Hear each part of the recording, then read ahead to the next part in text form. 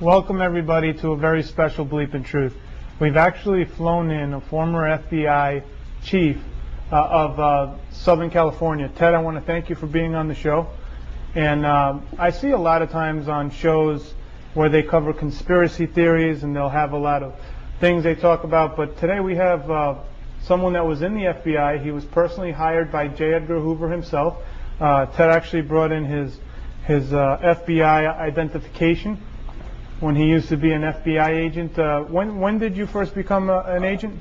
Chris, I entered on duty December 10, 1951, and that picture is dated May of 73, I believe, so that's about 35 years old. 35 years old. So Ted's here because for those of you that have been watching politics, there's been a lot of sex scandals starting in the last couple of years. They've always been there. But we had the Foley case last year. He was trying to pick up one of the White House pages. Just recently we had Senator Craig in Idaho in an airport bathroom.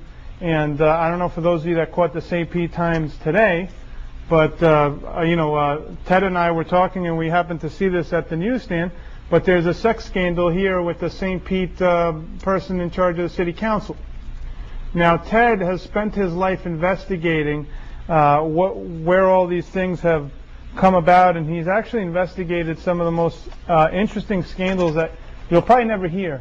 They'll get whitewashed, and Ted has brought actually quite a few documents on a lot of the things he's going to talk about. And for those of you out there, we have put the documents on bleepandtruth.com in Adobe format if you want to take a look at them. But Ted, thank you for being on. Chris, it's a pleasure to be here. It's a great city, and thanks for the tour this morning. Not a problem. And the breakfast. Yeah.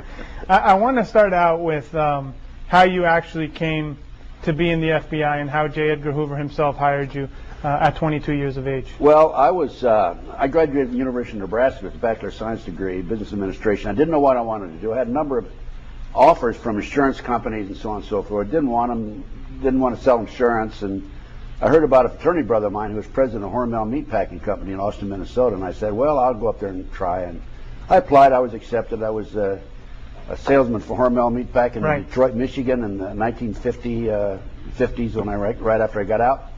And I'm driving down Grand River Boulevard, and I heard about a friend of mine, Dick Kinsey's his name, who had applied and was accepted in the FBI. And I'm saying, if Kinsey can get in, I can get in, because I'd always had an intrigue with the FBI. Because he and I used to play poker together and, chase girls in college and all that, which all the young guys do. So I applied. I drove right downtown, applied, and I'll never forget the agent's name. His name was Zimmerman. Uh-huh. And I was 22 years old. You had to be 25. You had to have 3 years experience. And he said to me, he says, I don't know, you're a little too young to apply for the FBI. I says, well, okay, I guess I can forget about it. He says, no. He says, do this. He says, write a personal letter to J. Edgar Hoover. Tell him, although you're only 22, you look like you're 28. Well, I actually looked like I was 19. So I wrote this personal letter to J. Edgar Hoover, and I said, although I'm only 22, I look like I'm 28. I still have a copy of that letter, by the way. And next thing I know, 6 weeks later, I'm an FBI agent in Quantico, Virginia, training, shooting, and all that sort of thing. Collection, preservation of evidence, and the rules and regulations and all that sort of thing that you have to go through. So J. Edgar 14-week training course. He got the letter, and you got hired on as one of the youngest FBI agents. Yes. And that was in 1951. December 10, 1951, I entered on duty in Washington. Huh? So now talk about the one thing that I found very interesting was, how did J. Edgar Hoover, everybody knows about his personal files. He had dirt on everybody. Talk about how he wound up getting dirt on just about most of the politicians in power at the time, and how he was able to use that as an investigative file. But how was he getting dirt on everybody out there? Well, he was highly criticized, particularly after he died, because they had all these confidential files in his outer office. But they were there for a very practical purpose. And what happened is, let's say I'm an FBI agent and I go to a bank robbery, and I interview you, you're a witness, and you tell me what the suspect or subject looked like, 5'10", so on and so forth. And you give me that information, and then you say, oh, by the way, Mr. Gunderson, I have information about a Congressman XYZ who visited a house of prostitution, and he paid for the service with a personal check for $100. By the way, that did happen to a congressman from Tennessee. That's why I know about that individual. But and so when I write up two reports, I write up a report on the bank robbery, and then I write up a little separate memo on Congressman XYZ, and I send it to Washington. And Mr. Hoover would take that file, put it in his outer office, and keep it there. We couldn't get to it as supervisors or as agents, but he had it there for a very good purpose. So let's say that later on we're going to consider Congressman XYZ for an ambassadorship or for a judgeship of some sort, then we go to the file, pull it out, and investigate it. So it was there for a practical reason, but he was highly criticized for it. And after he died, they burned the records, of course. Jim Adams, a friend of mine, who was an assistant director, was charged with the responsibility of burning those records. So now in your tenure with the FBI, you were there 27 years. 27 plus years. Now talk about, I know one case where in Philadelphia there was a terrorist hijacking, I believe? Hijacking. And what was your role in that? Well, I arrived at the airport about 8:30. They'd taken over a flight, National Airlines Flight 496 from Miami to Philadelphia. And they were on the outer runway with 113 passengers, 7 crew. It was a 727 Boeing. And I arrived there about 7:30, 8 o'clock, I guess. And I talked to Joe O'Neill, who was commissioner of police. I said, Joe, you and I are going to work together. So Joe and I each put on bulletproof vests. I said, Joe, let's try and get on the plane and talk to these individuals, see if we can talk them out of it. So we got in a car and we were driving down the runway, heading for the plane. All of a sudden we look up and here's the plane's coming at us. They saw us coming, I guess. And the plane came down, took a 90-degree turn, and it stopped. And so we turned around, went back over there. And what happened is the pilot jumped out the cockpit window once he stopped because they were running out of fuel. And we found out later that the skyjackers wanted him to take off, and because you know, they're trying to get out of there, I guess. But he didn't have enough fuel to take off and turn around and come back. The plane would have crashed. So he was actually a hero. We didn't know at the time. So anyway, I started talking to them on the handy-talkie and the radio and so forth. And we went back and forth for 2.5, 3 hours. And I told them they wanted $600,000, 3 parachutes, and a second 727 with fuel in it. What was their agenda? Money. They wanted the money. They wanted the money. They didn't want the passengers. So I argued with them for 2.5, 3 hours, and I said, I'll give you the money if you let the passengers go. And they finally agreed to let the passengers go, let them get on the second 727. They took off. They were later, they had to make an emergency landing in Texas because they did run out of fuel, because they left the engines running while I was negotiating with them. And they negotiated in Texas for 9 hours and finally gave up, and ended up getting, one got 50 and one got 60 years. Wow. So now probably in jail today. So you had a storied career, and you also you were in charge of Southern California. Is that correct? Most of Southern California. I had 16 offices under me, and I had 3 special agents in charge. I was a senior special agent in charge. I actually replaced an assistant director. They changed the title in the field then. And we had 24 supervisors under them. I had over 700 personnel and $22.5 million budget, yes. So you, the way I understand it, at one point when J. Edgar Hoover had passed away, you were actually invited to interview for the job as FBI, overall director of the entire FBI. I was interviewed in 1975 in Dallas, Texas for the job, yes, for the director's job. And why did they hire an FBI agent overall? No. Why did they not hire an FBI agent you'll have to ask to head the Federal Bureau of Investigations? Well, that's the presidential appointment. You'll have to ask the president that question.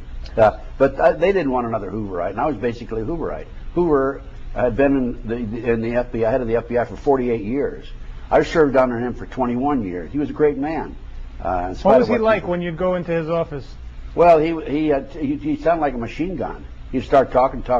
All you could do is just nod your head up and down or backwards or whatever you want to do. And his desk was elevated, and you always looked down. You were sitting down, you had to look up at him. Psychological situation. Kind of like what you have here, Chris. But anyway, it was staccato, and they would, when you'd come in, the administrative division would review everything that happened in your office, like how many fugitives did you have, how much recovery of property and all that sort of thing. And then he'd go over that with you, and then he'd say, thank you very much, and you'd get up and you'd walk out. Now, being that you served under Hoover and, you were privy to a lot of things, did you know anything about JFK or RFK at the time? No. At the time, I knew nothing. At the time that Jack Kennedy was shot, I was working a unit in FBI headquarters known as Security of Government Employees. And what we'd do, if we heard of an individual who was a security risk, who was actually a government employee, we'd do an investigation on them. Then they would be reviewed by a board and so forth. And then right after that, after Jack was shot and killed, I was transferred over to work special inquiry White House matters. And we had to investigate overnight like 1,500 people for the White House since Johnson came in and the Kennedy people left. And so you wanted background checks on everybody in the White House? Everybody, yeah. That's what I did after that for about 2 years. So you checked out everybody that was in the White House? Right. Did a background. And did they turn up clean? No. More questions? No, I had one. He was a member of the Communist Party. He was a homosexual, and he had all these other things going against him, and they hired him anyway. I remember his name. I won't say it here on the air, though. So now, how about what's your take on JFK after leaving? What have you found out through your sources and the people you know? Well, first of all, I've learned on my own. Yeah. That the night before Kennedy was assassinated, there was a meeting, a party and a meeting at the Clinton Murchison Senior Home in Dallas, Texas. Clinton Murchison Sr. was a big oil man, very wealthy, a personal friend of J. Edgar Hoover, by the way. Mm-hmm. And in that meeting, in attendance, I know for a fact, was Lyndon Baines Johnson. His girlfriend, Marjorie Brown, personally told me that he was there. She was at the party, but she didn't attend the secret meeting afterwards. And when he came out of there, he told Margaret Brown, I think her name was, after tomorrow we won't have to worry about Jack Kennedy. He actually said that to her. I've got that on tape, by the way. I give away free DVDs. Right. So now let me ask you this. She told you that LBJ knew about it. Who else was in that meeting? Well, there was Lyndon Baines Johnson. There was the Hunt family, members of the Hunt family. There was the Murchison family. And I'm sorry to say, according to the information that I have, J. Edgar Hoover was there too. Why would they want JFK, or why would anyone want him dead at the time? Based on my research, he was going back on the gold standard. He was upsetting the oil men of Texas, and he was going to make some changes. 10 days before he was shot and killed, he warned the American people that there was an enterprise, a criminal element enterprise in our government operating covertly. And he said that before I leave office, I'm going to clean this group up. And they're still operating. You see, the government, our government, there's two elements. There's the overt and the covert. I was a member of the overt group. The covert group are involved in assassinations, drugs, kidnapping children, so on and so forth. It's black operations, we call it. So now, Robert F. Kennedy shortly thereafter was assassinated as well. Now talk about how you feel, that went down. Well, Bobby Kennedy was assassinated. He was murdered. He was shot by more than one bullet. There were Sirhan's gun would hold 8 bullets. There were 11 bullet holes in the door and the wall in the kitchen. So there were 3 bullets that nobody can explain. Now, Daryl Gates, who was chief of police at the time, tried to explain it away in one of his books, in a book that he wrote, but I didn't buy it. You can't buy it. You can't. He tried to, the ricochet? Or? Yeah, that's baloney. It's just like the magic bullet theory of Arlen Specter and the Jack Kennedy assassination. It took a 90-degree angle here, it hit a bone, it took a 90-degree angle there, and all that sort of thing. I mean, both assassinations, Bobby and Jack, because they were going to clean up America. They had both had gotten a glimpse of the government that most people did not, the covert operation. Absolutely. And their agenda was to clean that covert operation right out of the government. Absolutely. There's absolutely no question about it. They were not going to tolerate it. So now, but then what do you make of, let's say, Sirhan? Someone could say he's, a crazy gunman sitting in there. Who was Sirhan in your estimation? Sirhan, I believe, was a mind control victim. He claims to this day he doesn't remember anything, and that may be true. Because you see, right after World War II, our government brought in 900 plus German scientists who were involved in the mind control program. The CIA began operation of this program. They called it MK Ultra. These 900 plus German scientists were infiltrated into hospitals, the government, universities, and so forth. And they continued this program. And it was a mind control program. It's a combination. The way they do, they take people, they take victims. There's a movie called Manchurian Candidate. Mm-hmm. They take people and a combination of drugs, hypnosis, and torture. and they may have multiple personalities. Well, more recently they had the Bourne Identity, where the guy was basically, he didn't even know who he was. Well, that's it. That's what the program is all about. You're talking about the movie. Yeah, but I'm just saying, it seems like the MK Ultra project. Do you think the MK Ultra project is still ongoing, or wasn't that exposed in the 80s? Oh, absolutely. They changed the name to. See, Congress investigated it in '78. Right. And they slapped him with a wet paper towel and said, "You quit doing that, CIA." And we said, "Oh, we're awfully sorry. We're going to quit doing it." Well, they didn't. And they call it, they got a new name for it. I can't, it's not off the top of my head right now. Marathon. It's called Marathon now. So now these are people that, do they take them from childhood, or how do they brainwash someone, from the military?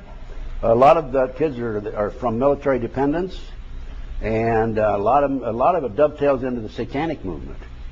There's more Satanists, active Satanists in the country than people realize. And they start training. In fact, they use the covert black operations of the government uses the satanic cults to their advantage, and many of the people in the operation are actually Satanists. All right, well, let's get into that, because that's one of your specialties is satanic cult movements, and this will give people chills out there. This is stuff that's going on modern day. But let's just discuss, in 1979, you retired from the force as a retired FBI chief in Southern California. Who was there at your ceremony when you retired? I had over 600 personnel at my retirement party. I had Governor Jerry Brown, former Governor Pat Brown. I had the Chief of Police, Darrell Gates. I had Sherman Block, the sheriff, and you also had a very popular, was it Red Skelton? Red Skelton was there, and he gave a little speech. And the way he started out, he says, "Last week I received a call from Art Cassell." Art Cassell was a mutual friend of ours. I knew Red Skelton. And Art asked me if I believe in freedom of speech, and I said, "Yes, I believe in freedom of speech." And Art said, "Good, you're going to speak at Ted's retirement party for free." Okay, that's the way he started out. And then there were some other actors, and the mayor was there, and so on and so forth. I had 600 personnel, people at my party. So now, there's two lives to you. There's the life that you spent in the FBI, and then there's the life that comes after, which is just as interesting when you go out on your own as a private eye. And I guess you were just out there to help people because you're on the government pension, right, after you retired? So at the time, you took on, talk about the case you took on right after you retired. Well, I retired and opened my own private investigative firm.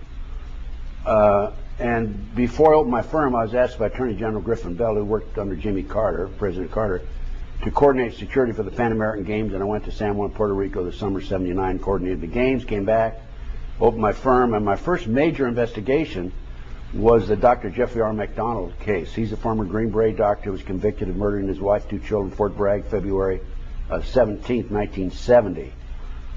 It's quite an illustrated case, a lot of publicity on it. He was tried, convicted, sentenced to 3 consecutive life sentences.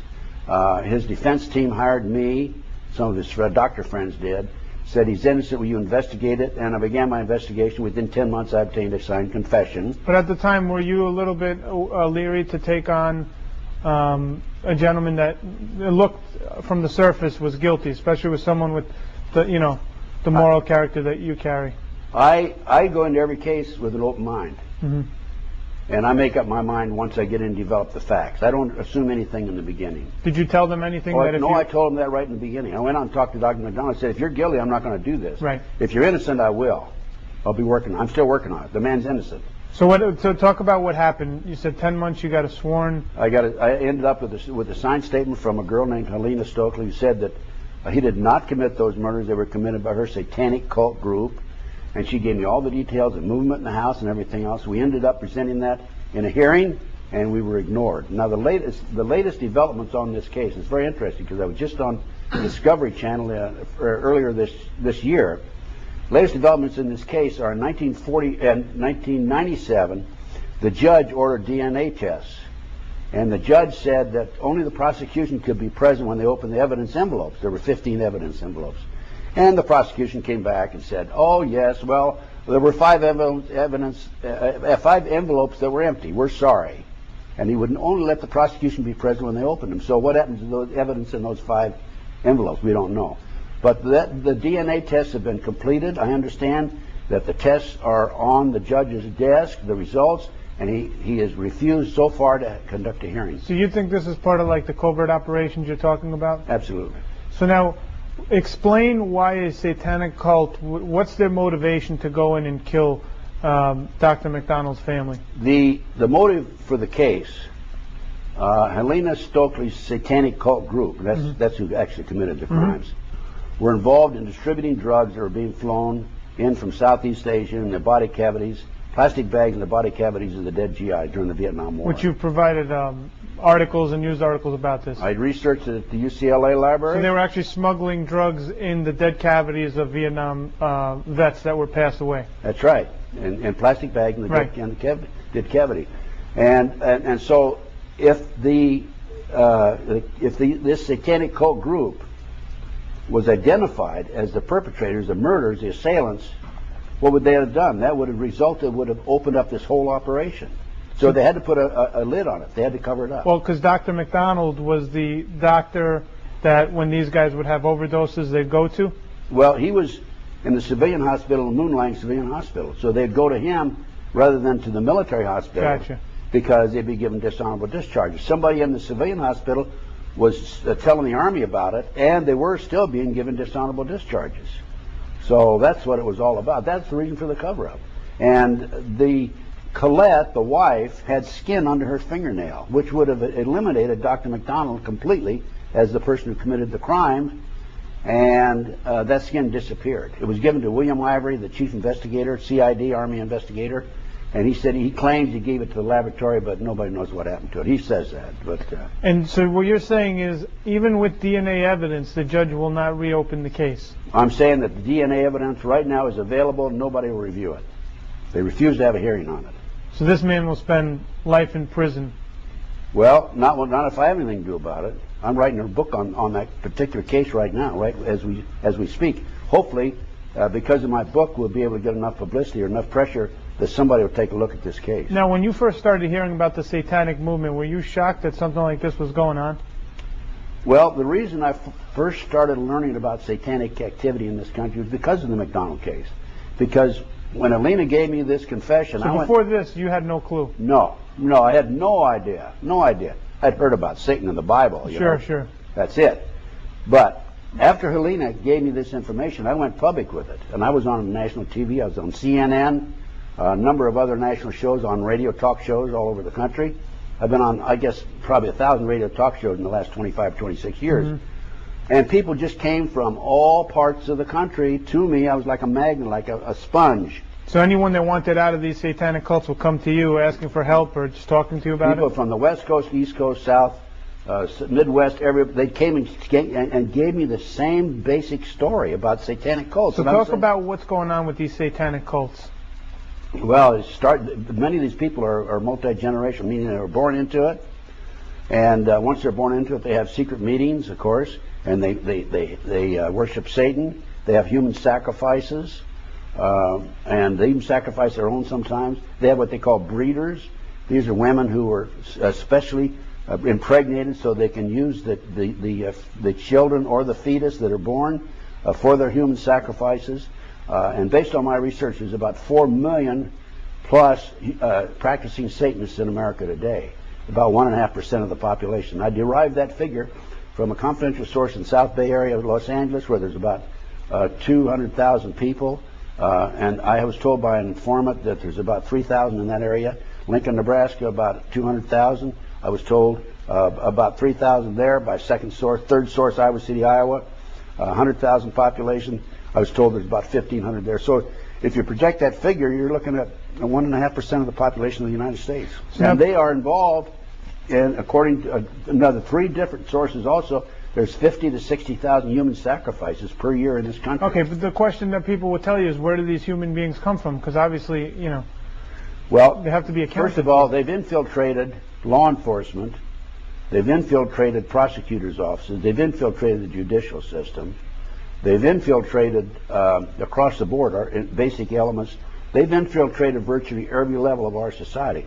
So what happens is, first of all, they have their secret meetings. They oftentimes they're in underground. They have underground compartments in their home, chambers in their home, and it's all private. Nobody knows about it. And and then they dispose of the bodies through different means. They're experts at covering up their tracks. I've heard of them even putting them in vats with acid in them. So now, when we hear about like thousands of missing children going missing in this country every year, where do they go? First of all, the National Center for Missing and Exploited Children, which is an adjunct of the U.S. Department of Justice, and if you go to their website, the last time I checked it, they said there are 91 Americans disappear every hour in this country. It is estimated 85–90% are children. If you project that figure, talking about several 100,000 children a year disappear in America. And these children are being kidnapped off the streets, and I have documentation that an organization known as the Finders out of Washington, D.C., has, since the early 1960s, been actively involved in kidnapping children off the street. Okay. Now, unfortunately, as a result of some of my research, I learned through a U.S. Customs Treasury Department report that the Finders is a CIA covert operation. So why do they want these kids? What do they do? The kids are auctioned off. I talked to one of my sources, told me he's attended 6 auctions where kids were being auctioned off. He was part of the network, and there were as few as 6 and as many as 36 children that were auctioned off. They were each auctioned off for up to $50,000 each. The children are ages 2 to 21, boys and girls. They put a label, a number around their neck, tie a string around their neck and put a card with a number on it. They bid, they put them up on a stage, they bid on the number. The kids come out, they put them in an airplane. There's one base a small field about 50 miles out of Las Vegas, Nevada, which is where some of the auctions are taking place. Put them on an airplane, kids leave, they disappear. And the kids are all doped up, of course. They put them in campers. The kids are, once they're in the camper, they dope them up, they're sleeping. The police stop them, they say, my kid's asleep, leave them alone, and all that sort of thing. And they use these kids for sex slaves, they use them for body parts, and they use them for their sacrifices. All right, talk about the case that you had discovered where they were bringing kids into the White House. You're talking about the Jeff Gannon case. Well, no, I'm talking about they were shipping them in during the Reagan administration. I believe you called that the Franklin cover-up. Okay. You're talking about the Franklin cover-up? Yeah, talk about the Franklin cover-up. Well, in my travels, quote, end of quote, because of my work and the fact that I've gone public with it, as I told you a few moments ago and as we discussed, people come to me with a lot of information. So as a result, I've been involved in a number of very sensitive investigations. And the Franklin cover-up is one of those investigations. And the Franklin cover-up, there was a savings and loan in Omaha that was catering to the minorities. It was being operated by a fellow named Larry King, a black man, who was high up in the Republican Party, not Larry King Live, of course. Right. And they had like a $40 million shortage. The FBI and the IRS raided them because of the shortage. And there was publicity in the newspaper. And 80 children came forward as a result of this picture that appeared in the newspaper of Larry King and said, Mommy, that man molested me, okay? And as a result of that, that initiated the investigation. And I was called in the late 1980s to be actively involved in it, along with the former state senator John DeCamp, who's a very good friend of mine. And he has a book out called The Franklin Cover-Up, which goes into detail of this. And we found out that the children were many of the children were being taken out of foster homes, orphanages, and Boys Town at that time. I don't know if it's happened recently. So they're getting these kids out of orphanages and foster homes, Boys Town, and what were they doing with them? They were driving them from Omaha to Sioux City, Iowa, 184 miles away, placing them in private jets, flying to Washington, D.C. for sex orgies, and with politicians and congressmen, senators in Washington, D.C. at Larry King's mansion. He had a house there, and they'd have they have parties. And I've talked to the official photographer, Rusty Nelson. I took a statement from Rusty, and they would have a party of a regular group of people, and then the legitimate, honest people, so to speak, would leave. Then they have a private party afterwards where they have these sex orgies with these children. And Rusty had a camera. He was charged with taking pictures so they could blackmail the congressmen, senators later, of course. And also he had access to the White House. This is the Reagan-Bush administration. And unknown to the group, the Larry King's group, Rusty put his own film in every once in a while. Of course, they would control the film that he took for them. He put his own film in there, and he had his own pictures. And there was an official investigator, Gary Caradori, former Nebraska Highway Patrolman, who was also involved before I came along in the case. And Rusty contacted him, met him in Chicago, and Rusty gave him the pictures of the politicians who were being compromised through photographs. He took off in his private plane, and it exploded in midair over Aurora, Illinois. And a farmer saw it explode. It was at night. And the plane came down, of course, crashed. The first one on the scene was a deputy sheriff. He saw the pictures. He started picking them up. An FBI agent came along, grabbed the pictures, said, "Keep your mouth shut." And I know that there were, in other words, Rusty Nelson gave Gary Caradori the pictures that were the smoking gun in that case of the politicians themselves involved in sexual exploitation of children. How high did this go? Like how high? Went up to the White House. There were headlines in the Washington Times. Yeah, just for people out there watching this, Ted provided us with actual news articles and quite a few documents. So we put it up on thebleepingtruth.com for all to actually see the documents. We've already activated the link. So if anyone finds this hard to believe or hard to swallow, there are news articles that he's given me, and we put them up there for all to see. So now, talking about the Franklin cover-up, you also investigated a preschool in California, the McMartin Preschool. And I'd like you to set up the situation, because what was going on there was preschool kids complaining or telling their parents that they were getting molested at preschool. And then there was an investigation. Tell us what happened when you picked up this case. Well, this is another huge cover-up, by the way. What happened is, back in the early 1980s, a little baby came home. See, the preschool, of course, the parents would drop the kid off in the morning, pick him up in the afternoon after they came home from work and all that sort of thing. The mother noticed blood in the child's diapers and started checking into it and found out that the child, in her opinion, had been molested at the McMartin Preschool in Manhattan Beach, California. A number of children did come forward. They had a trial. They filed charges against the grandmother, the son, Ray Buckey, and 5 others. The district attorney dropped the charges against 5. They just ended up with 2 of them. And the kids said that there were tunnels under the school. They went into the tunnels, up into a chamber. There were humans. There were adults in robes with candles, chanting. They talked about cutting up brown babies. We think they were sacrificing Mexican children. And that they went through this tunnel up into the triplex next door, a trap door in the bathroom, the triplex next door.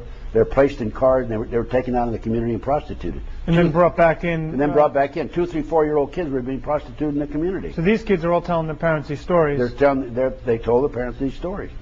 And so the authorities went out in 1987 looking for the tunnels. Mm-hmm. And what do you think? They didn't find any tunnels. So I had an opportunity in 1991 to take control of the property.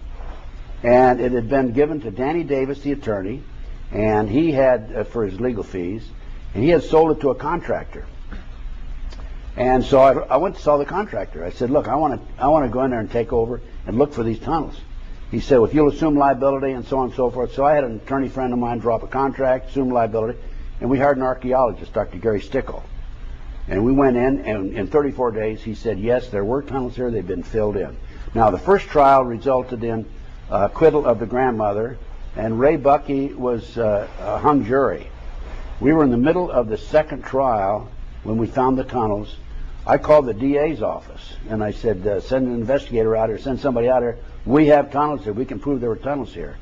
So they sent an investigator named Perez, and he came out. He got out of the car. He said, what do you got? I said, well, Dr. Gary Stickle's inside. Go on in there and talk to him. I'll be in there with you. He said, no, I don't want you to come in. I said, well, why not? He said, you're too argumentative. I said, no, what do you mean too argumentative? So I went into the meeting, and he's in there. He went in, and he tells Dr. Stickle that there are no tunnels there. Dr. Stickle had said there were tunnels there. And this guy was from UCLA, Dr. Stickle, He the was an archaeologist? archaeologist. He had a doctor's degree. Right. And what happened, the tunnels have been filled in with debris or with dirt from another location. So you could see, if you take a knife and cut right through the ground, you can see where the natural soil was compared to the Did soil. you find any evidence in those tunnels? Oh, we found all kinds of evidence. What did you find? We found like 2,000 animal bones in there, and artifacts. We found vases, and all kinds of information. Did you find anything from the kids? No, no per se. No, nothing that would tie it into the kids. But we found the trap door. No magazines, no nothing of that nature? Nothing like that. But the trap door was there in the triplex next door, and one of the fellows, in fact, there was an opening, probably about 2.5, maybe a foot and a half, 2 feet. We had one of the skinny archaeology diggers go in there and take pictures of the trap door, and there was a trap door there. Did the media pick up on this? The media covered it up. Mainstream media covered it up. And as a matter of fact, there was an article when Dr. Gary Stickle said that there had been tunnels that had been filled in. The media did an article on it. And the first part of the article said we didn't find tunnels. The last part of the article said we found tunnels. The trick that the media uses, because most people, they read just long to see if the tunnels were found, then they don't read anymore, as you know. We talked about that last night. Sure. Or this morning. But there were tunnels there. We found them. We presented them. Now, the reason for the cover-up, this trial was 2 years, and the first trial lasted 2 years, okay? The second trial, I don't know how long it lasted. It didn't matter because it was covered up too. What was the reason for the cover-up? The reason for the cover-up, because it identified actors, professional baseball players, professional football players, politicians, the son of the most prominent politician in Los Angeles. It was cover-up, another major cover-up, just like the McDonald case. So when you talk about satanic activity, they're, in your estimation, they're connected through the highest levels of society. Absolutely, absolutely. The satanic movement in this country is permeated into every level of our society. You can't tell. You get on a bus, or I give a lecture, and there's going to be a few of these people in there. The government informants are going to be in there for sure, and they're going to be. You can't tell them from you or me or anybody else that's straight. Now, assuming you're straight, and I know you are. Yeah. Now, from all of your investigations, I'm kidding you, Chris. Yeah, I know you are. But from all of your investigations and whistleblowing, aren't you afraid if these groups are out there? Aren't you afraid for your life? I've had problems, security problems. You want me to go into more detail? Yeah, you've had people come after you. Well, yeah, I started out, and the FBI had 3 investigations of me. And I know because I filed a Freedom of Information request, and they got it back. And the bottom of the report say that Gunderson considered armed and dangerous. They forgot to add with knowledge. Okay, and so I had 3 investigations of me, and then after that, you had we have the news article up there when they shot through your office. Oh, I had my window shot out. Yeah, October 15th, 2003. I was standing by the window, about a foot and a half or 2 feet from the window, and somebody shot the window on the 2nd floor. Yeah.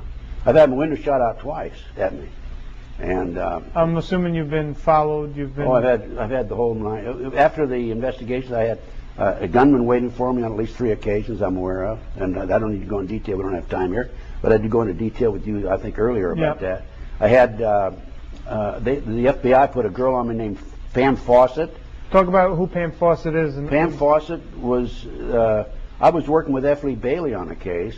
And she was trying to do some work on behalf of Bailey's defendant of a drug manufacturer in Central California. Mm-hmm. And she went to Bailey, actually Ken Fishman, who worked with F. Lee Bailey on his staff, and said, "How can I help?" And they came to me, and I said, "Well, let's see if we can put her in." It was a federal drug case. I said, "Let's see if we can put her in with the locals and see what she can find out." So I tried to run a sting on law enforcement. Okay, nothing illegal about it. So I put her in with the locals. And what I didn't know is the locals and the feds were all working the case together. So she was in with them. So she was in with them and didn't know it at the time when I put her in there. And so she called me one day. She says, "You know those drugs that I planted on it was a key witness against Bailey's client. I planted on so and so. What I did, I just want to let you know he's been arrested." So they're trying to say that I told her to plant the drugs on this key witness, and if I'd agreed to that on the telephone, said, "Yeah, Pam," they would have come and arrested me. What did you say? I said, no, I didn't tell you to do that. And I hung up the phone, called the police. I said, if you arrested this person, it's a bad arrest. Because otherwise, I'd have been committing a crime myself. So they were trying to entrap you and put you in jail. They were trying to entrap me, absolutely. So they tried to use her to set me up to do something to me, to put me in jail. I got a signed statement from her. So now the one thing... And then let me finish now. Yeah. So then after that didn't work. So what they did is they put a guy named Stu Webb out, who was an FBI informant, and tried to get him to put information out about me, disinformation. For example, like he's put out on the internet that I was kicked out of the FBI for practicing satanic ceremonies in the federal building, and just absolutely unbelievable. So what they do is they sling the propaganda machine at you. So instead of trying to do anything to you or arrest you, if they can't do that, they'll just discredit your name and smear your name. And it's worked. And it's worked because people start believing that. So a certain percentage of people believe it. Well, I'm they don't a spy want to for the government, for example. Right. Well, they don't want to believe in, I'm assuming, satanic cults. That's one of the reasons. Do you know what I right. mean? So that it's easier to believe that, you're... And then the latest thing, Chris, is I was living in Las Vegas, and a year ago last May, I was being poisoned. They were shooting poison in my car. They were shooting poison into my condominium in the air. And there's no question, because I went and had tests taken. I had arsenic and cyanide in me. I had tests. I'm an investigator. I know when things are not right, and I'm going to find out why.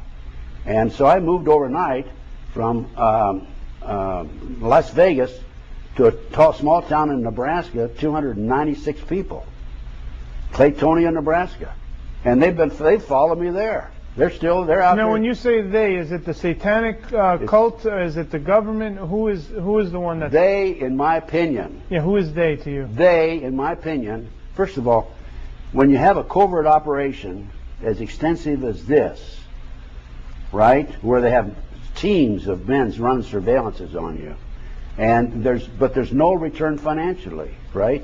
It has to be a government entity. Right, because the corporation's goal is to make profit. It's to make money, make profit. Right. So this is definitely a covert government operation. There's no other explanation for it. So that's who they are. And mixed in with that, you have the satanic cults. And the satanic cults are part of it, and this covert operation is using the satanic cults to their advantage. Now, when you say cults, and I know I've asked you this, and a lot of people are curious of this, there's the Freemasons out there. There's what they'll call the Skull and Bones, the Illuminati. What are they in accordance to what you're calling the satanic cults? Well, first of all, the Masonic organization is a great organization. Mm-hmm. Okay, it's a philanthropic, and it's a great organization. But there are people at the top, again, infiltration, who are involved in this satanic movement. Now, in order to really explain this, you have to go back 235 or 35 years or so. The Illuminati was established in 1773. The Rothschild family in England ordered a defrocked Catholic priest, Adam Weishaupt, to come up with the 25 goals to take over the world. Those 25 goals were announced on May the 1st, 1776. Corrupt the youth through sex and drugs. Control the media, which they do, mainstream media. Elect our people to office.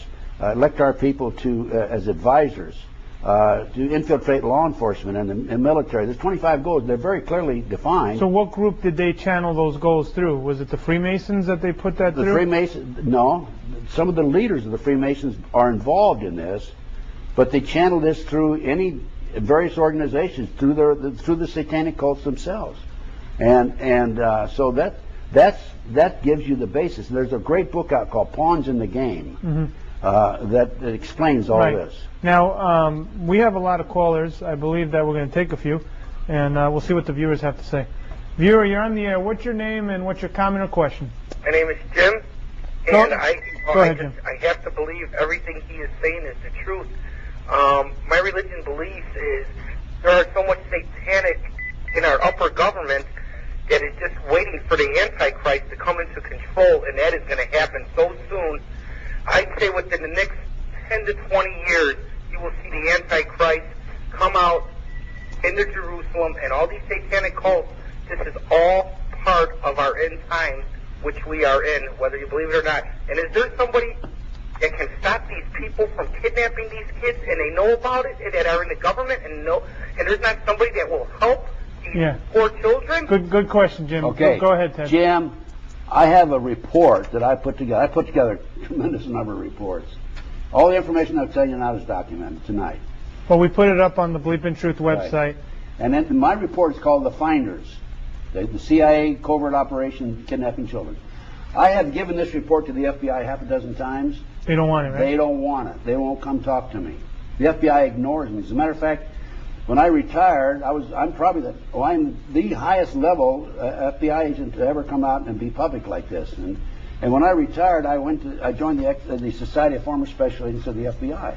I've been kicked out of that. Yeah, we have a document that basically they threw you out of the fraternal order where all the FBI agents... Because of my criticism of the FBI and the government. But I have gone to the FBI, given them my finder's report a half a dozen times, and they won't even come talk to me.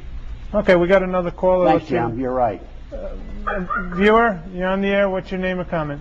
Yes, hi. Actually, I've got two questions for you regarding the 1950s.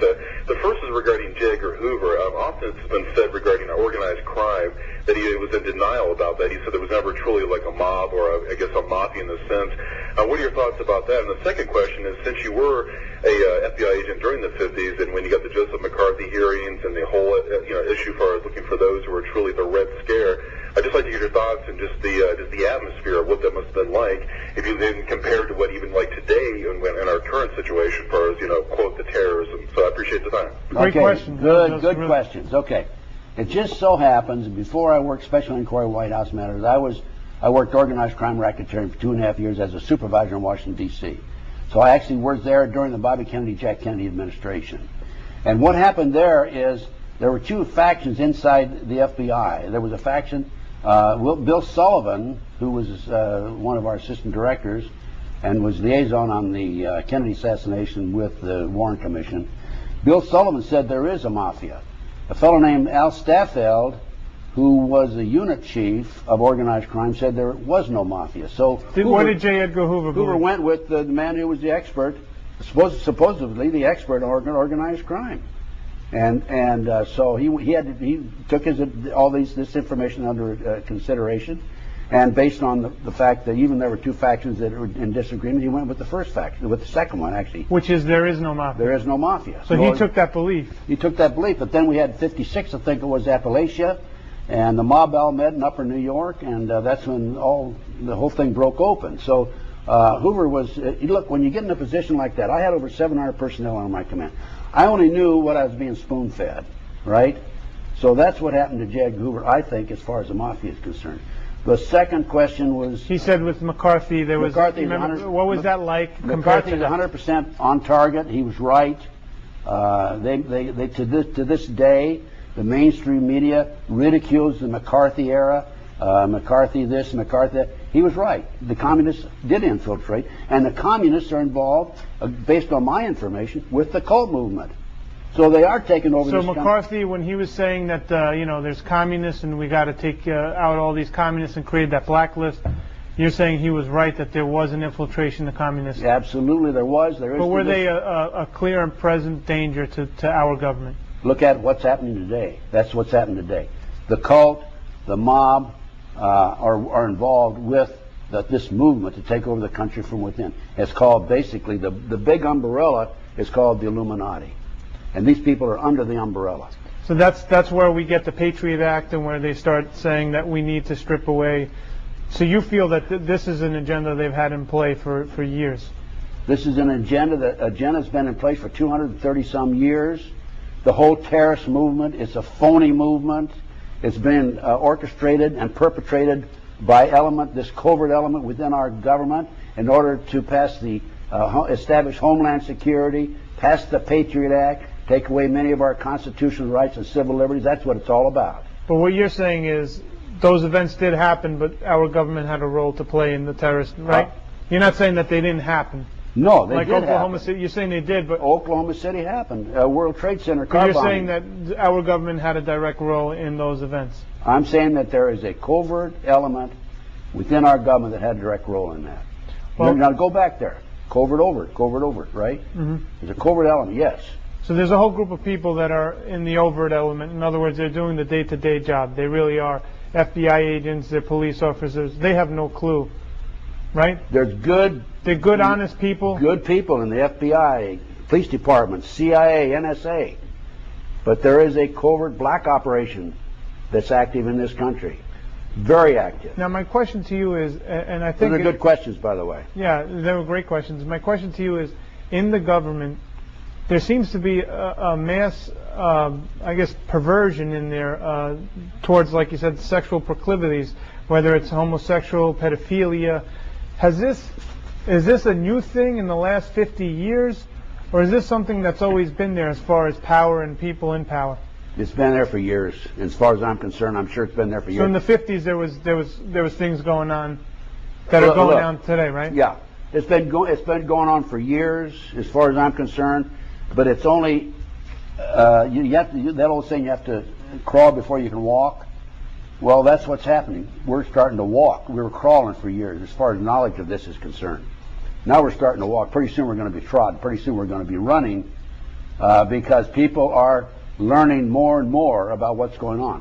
Now, I've been in this movement for 28 years, and when I first came out and started talking this way, I did it gradually because I didn't have as much knowledge then as I do now. But even though I didn't have the knowledge then that I do now, people said, this guy's a kook. Well, now it's proven that I'm right. Yeah, with the finders, just so people to know, because you actually furnished us, there was a documentary team from Europe, right? From England that came over and made a documentary on the fact that, because there was a Washington Post article on that? There's been a Washington Times article. Washington Times article. There was a documentary crew that did a piece on the finders. In other words, them putting in boys' prostitution ring into D.C. And what happened was, and we actually have the TV Guide schedule you had given us. We put it up on the website, where they had the actual documentary in there on the Discovery Channel. This was in '92, I believe. Right. Was it? No, May the 3rd, 1993. Very good memory. 1994. 94. But then what happened was they changed the program schedule real quick, and then they put some animal show on there. They wouldn't put the finders. What happened in that interim? Why was the Discovery Channel not allowed to play that documentary? Well, what happened? Certain members of Congress allowed. They're going back to the Franklin cover-up case now. The kids being used as toys for their sexual exploitation in Washington, D.C. Mm-hmm. What happens is this camera crew came over from Yorkshire TV in England for 7 months. In fact, they interviewed me and Johnny Camp and so forth. Mm-hmm. Johnny Camp's a hero, by the way. He's a Vietnam veteran. He's a hero. They were going. It was scheduled to be aired on May the 3rd, 1994. Listed in TV Guide. At the last minute, certain members of Congress found out about it. They threatened the cable industry with legislation, and they pulled it off the air. They didn't put it on the air. So for this one show, they were threatening their FCC license, and they had to pull it off their program directory. Exactly. That's exactly what happened. Now, what I did, I ordered a copy of that guide. It was in there at one time. Sure. I ordered a copy of that guide. It's no longer in there. They reprinted the whole book, obviously. So what I did is I went to the L.A. Times TV Guide section for May the 3rd, 1994, and it's listed. I went to the Philadelphia Inquirer on the East Coast through a friend of mine. We got it up right now for people to see. And it's listed. Right. Conspiracy is silent. So, that's how powerful these people are. Here's your documentation. So now we're getting towards the end of this. Why do you do this? Why do you go on radio stations and programs? Why do you tell people about these things, especially when it endangers your life? And at the same time, people, you've been excommunicated by your fellow FBI agents. Why do you go out and spread the word around the country? And also, you still help on cases around the country. Lawyers fly you in, and wherever you could help someone, you do. Why do you keep doing this at 78 years of age? I have a conscience. I'm a Christian. I care about people. I love my country. Love my family. I have the training and the experience, and I have the knowledge in order to make this public. I've given up golf. I've given up everything in order to become involved and wake up America. I'm doing the best I can to wake up America. As I said earlier, I give away DVDs. I give away information, and so that's what I'm doing. I use my retirement money to become involved in these issues. I've got $17,000 in the McMartin case. I've got $30,000 in the Jeffrey McDonald case. I had a young black girl kidnapped off a bus bench in L.A. Patty Franklin by LAPD cops. They took her out and gangbanged her. I put $25,000 in that case, and it just goes on. I get my money. I donate my retirement money to these causes. Is what I do. So now we're down to the last 5 minutes, and you've had a lot of interesting experience happen throughout your life. What are some of the things that really stand out throughout your career in the FBI? In the FBI? Mm-hmm. Well, I've had several interesting experiences in the FBI. We had advanced information about a bank robbery in McEwen, Tennessee, a little old country town. And it's a little old southern town with the wooden sidewalks and an overhead. Mm-hmm. And anyway, the bay window of the bank, you could see in from the street. And we knew when the bank robbers pulled up there that they're going to check the bay window. So we had agents planted in there, and I put them in wigs and dresses, so that if they came up and looked, they'd think there were women in there, not men.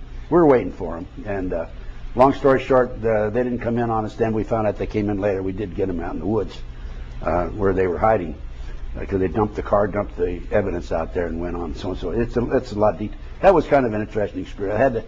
We had a shootout in a parking lot in Memphis, Tennessee, near the airport, involving 3 bank robbers, and they'd taken some bank robbery. They'd taken some bank tellers as hostage, so that we couldn't shoot at them. They were shooting at us. We had a police officer who was shot. I helped to rescue a police officer who was out in the open.